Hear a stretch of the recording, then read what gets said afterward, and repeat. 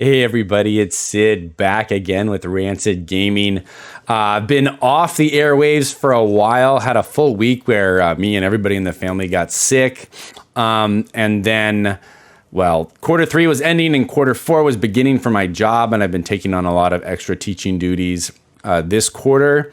And then every time I seem to have free time, I was trying to get out for a Star Wars Unlimited event. So we finally have a little bit of time. So I'm excited to bring you an update on my journey for completing a playset.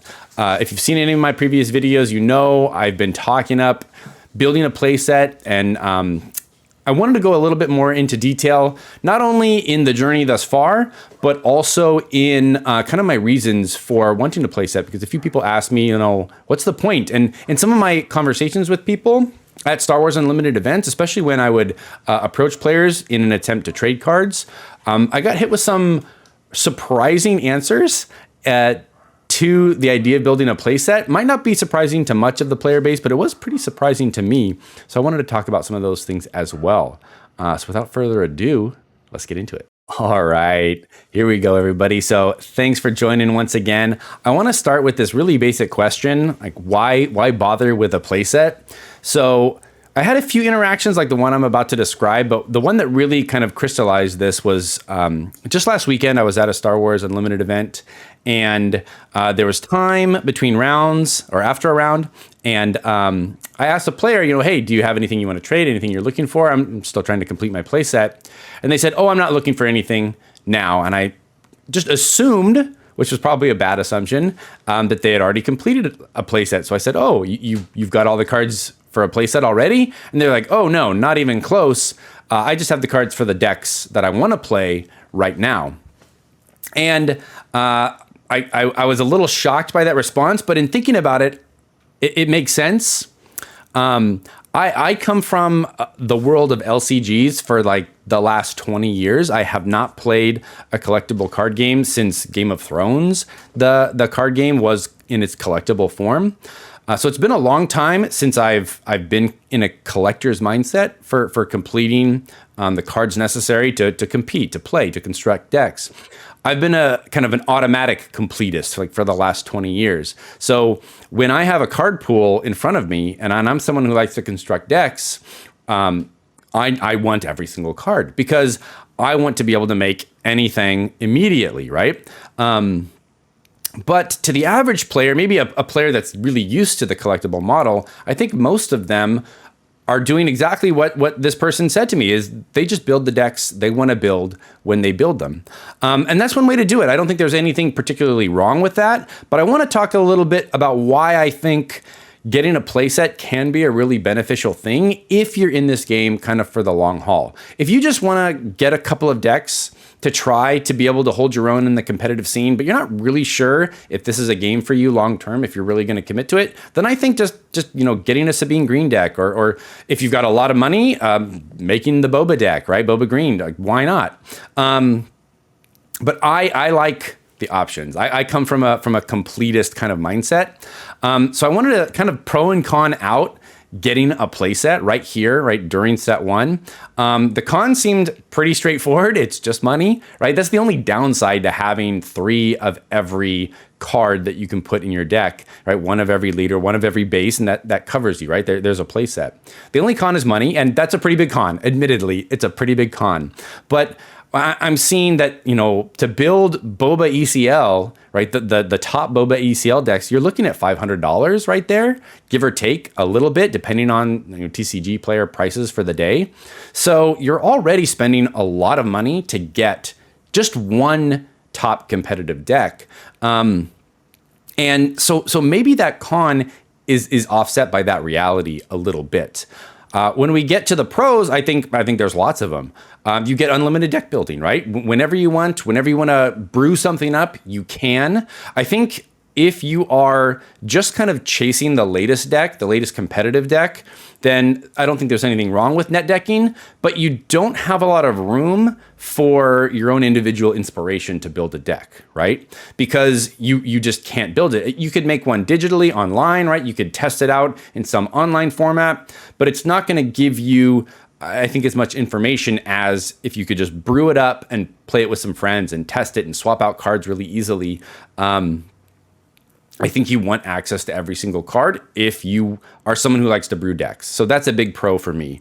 The no wait deck building, right? So you don't have to wait to buy singles, to orchestrate trades, to acquire the cards you need.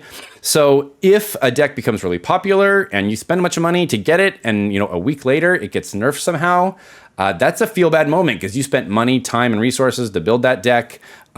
So if you have no wait deck building, you're not really ever losing time. You can build a deck, play it for a week. If the deck gets nerfed, you move on to another deck because you have the entire playset, right? And here's another one that I think a lot of players miss. I think there's buy low opportunities right now if you construct an entire playset. I know cards like, Vader are going for like $80 now. You're going to spend upwards of $45 to $50 on a Boba, $30 to $35 for a Luke. Those are kind of the big three right now of individual cards. But those prices are probably not going to stay there. In a month, there could be another top deck that could focus on some other legendary cards in the playset. And those prices on TCG are going to rise. That's just the way it works.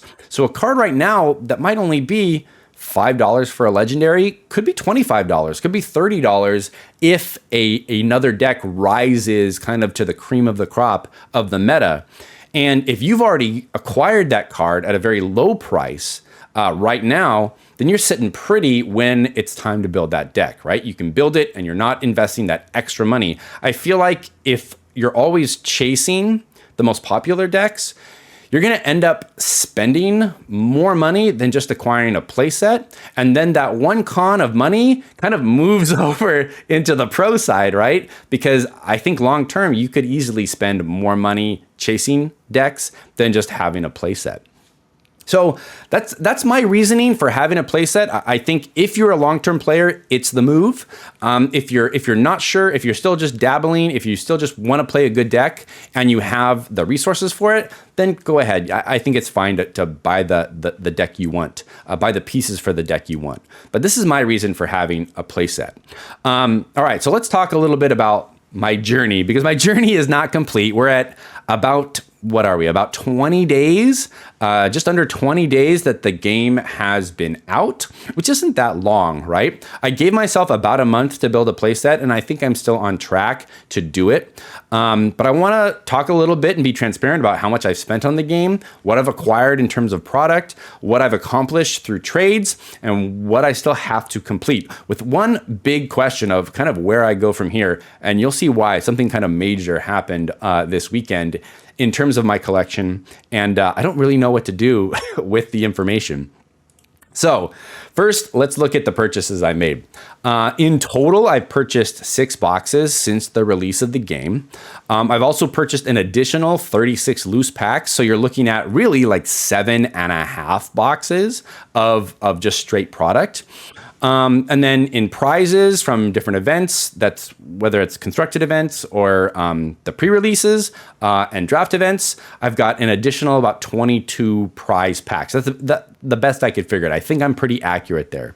And looking at the prices I paid for the boxes and then just MSRP on all of the packs, I've got a sunk cost right now of about $750 into the game. Now, I expected to spend between $500 and $700. So I'm already just a little bit over what I expected to pay.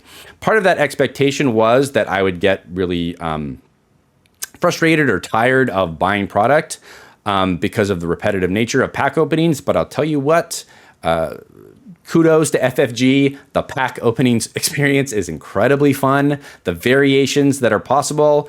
If you want to go back and look at my anatomy of a pack video, I think there's a lot of good reasons, technical reasons for why opening a pack is such a satisfying experience. There's just a lot of places in that pack for interesting things to happen, and therefore the experience of opening packs is really, really fun. So we're sunk in for about $750. I know that's a lot less than other people, but I think it's a lot more than a lot of people as well. So I want to kind of show what else I've done to get to where I am in the collection.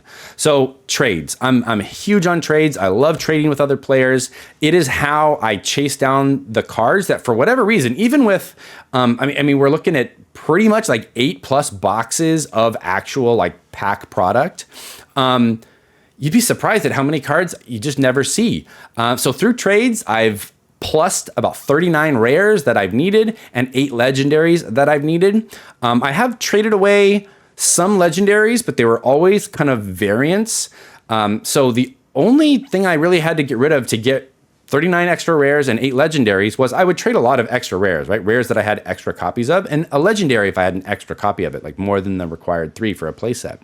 But most of those trades were through variants. So I have no attachment to hyperspace foils, to foils or hyperspace cards. I love the way they look, and I'm going to include them in my deck whenever I have the opportunity. But as far as I'm concerned, that is a resource pool that I can trade for cards that I don't yet have in my playset. So I'm pretty proud of the amount of trades that I have pulled off to get cards I need.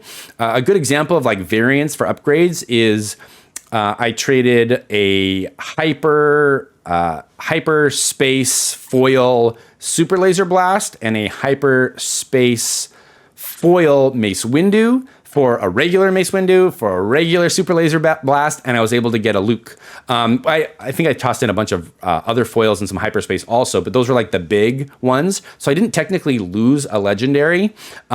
I gained a legendary, a very hard to acquire, at least in my experience, legendary in Luke Skywalker, and didn't lose anything in my collection, right? Except for some variants. And if you find players that are really, really into the variants, or there's a player in my area who's trying to collect a master set, they need those variants, right? Find those players. If you're into trading and want to complete a play set, find those players that want one of everything in a hyperspace foil, that want to complete all their hyperspace collections, or have a card or a deck that they love and they want to hyperspace it out. Find those people, because they're going to make trades with you. They're going to help you get the cards you need for no more money, right? Just a little bit of effort. So I'm really proud of the amount of trades I have been able to accomplish in the last like 20 days. And here's where we are.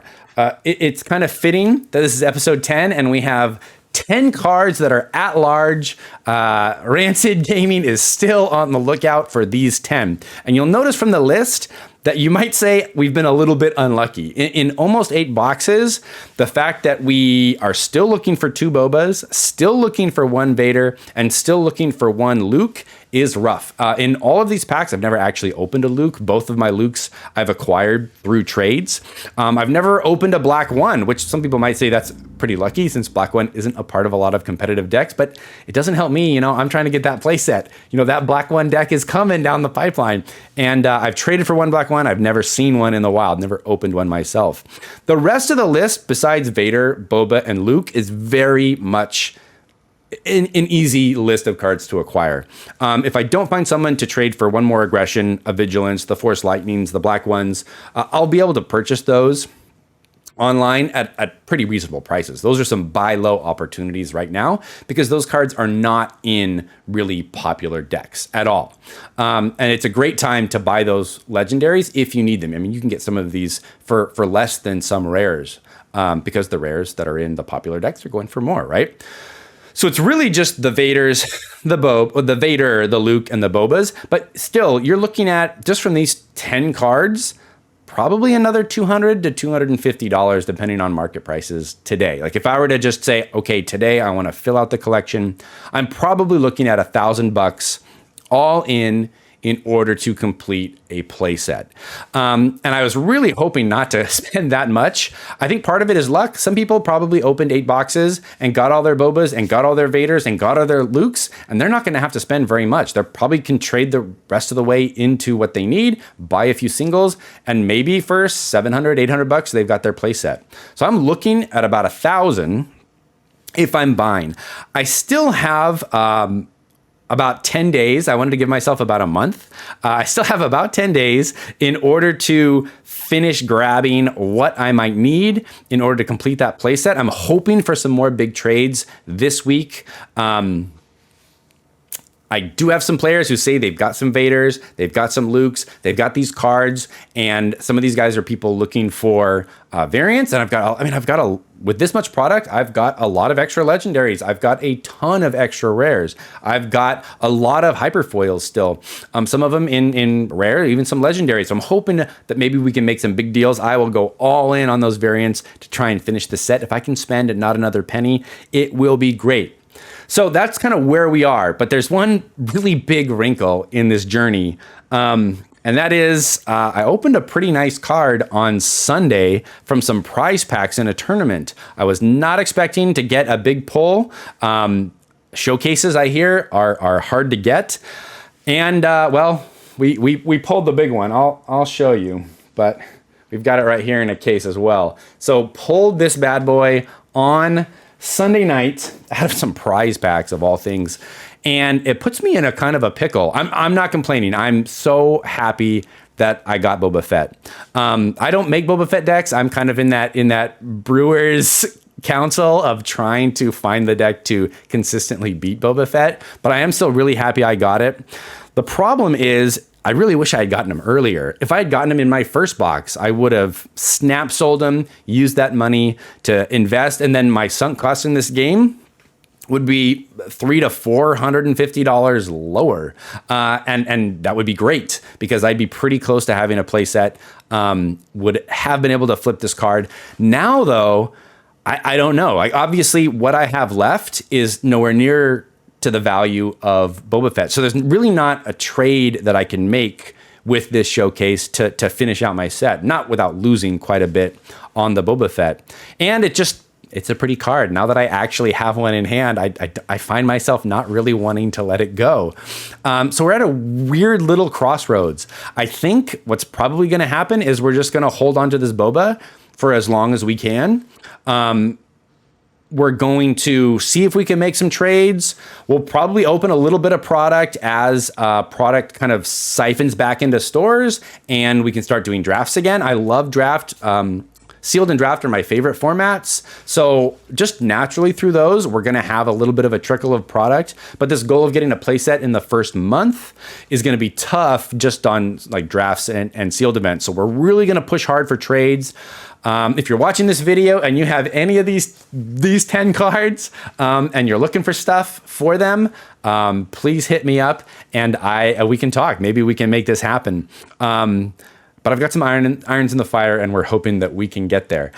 So this is where we're at. Anybody else who's out there and who is going for a playset, I'd love to hear from you in the comments. How much have you spent? Approximately. What's your sunk cost into Star Wars Unlimited in the effort of getting that playset?